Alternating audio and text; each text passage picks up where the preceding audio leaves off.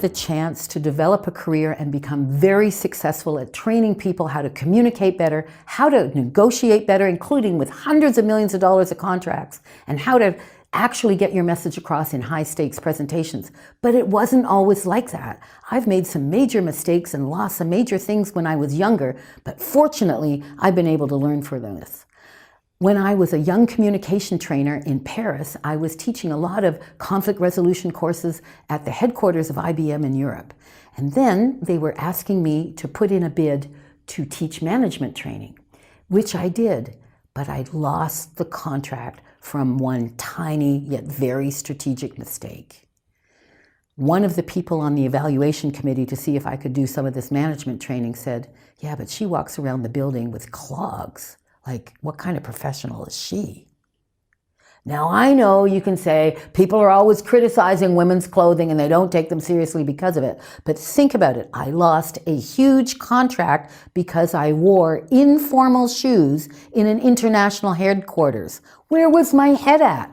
I was busy thinking they'll take my ideas seriously because I have good ideas. And I wasn't paying attention to the fact that people make snap judgments about you, even if they don't know you. And if those people are making decisions about what you're going to be able to do, maybe you want to avoid some strategic mistakes. Everyone has lots of stories about big and little mistakes that they've made that had huge consequences. This video is about the top 10 strategic mistakes that women make in business, at work, so that you can avoid them. The first mistake that women make is believing and behaving as if other people think like we do, even when we know it's not true. So instead of taking the time to say, I wonder how they need to hear this thing, or I wonder what they need to see, we just give them the goods based on how we think it should be.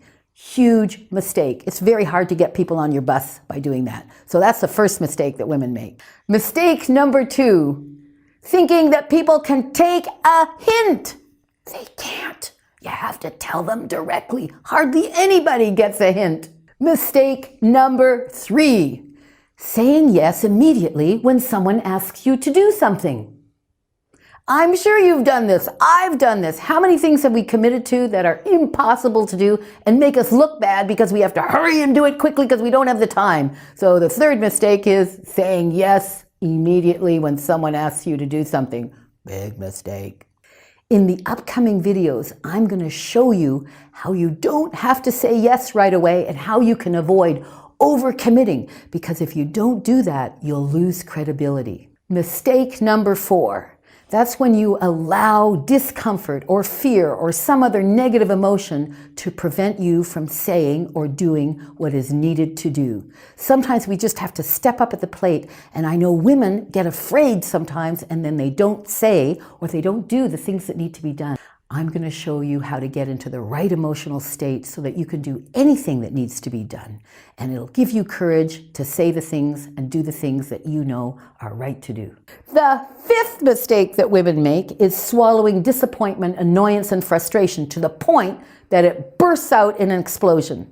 This can have major negative consequences. And in future videos, I'm going to show you what to do when you're frustrated, when you're annoyed, and when you're disappointed, so that it serves you and serves the other people that you're with.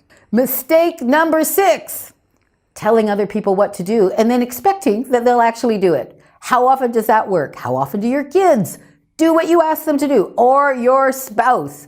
Even employees, you just tell them what to do? They don't just go away and do it. Hey, I'm going to show you what to do instead, and you're going to do it. Joke alert! I'm going to show you some other strategies that really work. Strategic mistake number 7.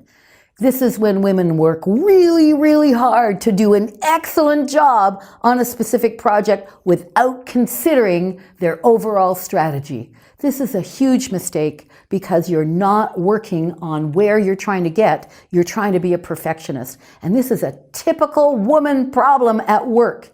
Let's look in future videos at how you can be more strategic to help you get where you want to go in terms of your goals for your job and your business. Mistake number 8, feeling frustrated and powerless just because other people are not cooperative and not respectful. You know, it's up to us to get people to be cooperative and to make sure that they respect us. I'm going to show you how. Mistake number 9, not considering alternative strategies when the ones you're already using don't work.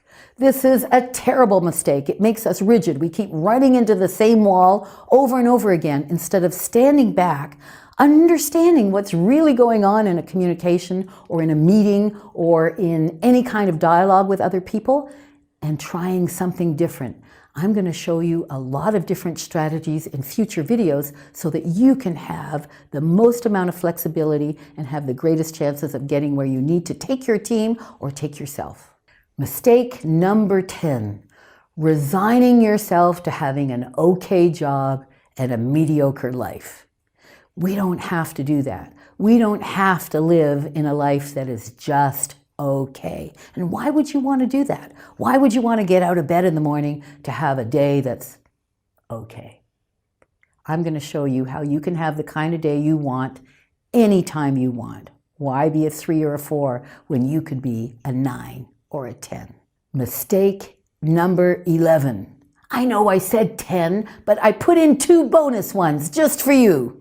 So mistake number 11 is not planning your strategy when you're going into a meeting, when you're thinking about your career or your life, and instead just reacting to whatever happens.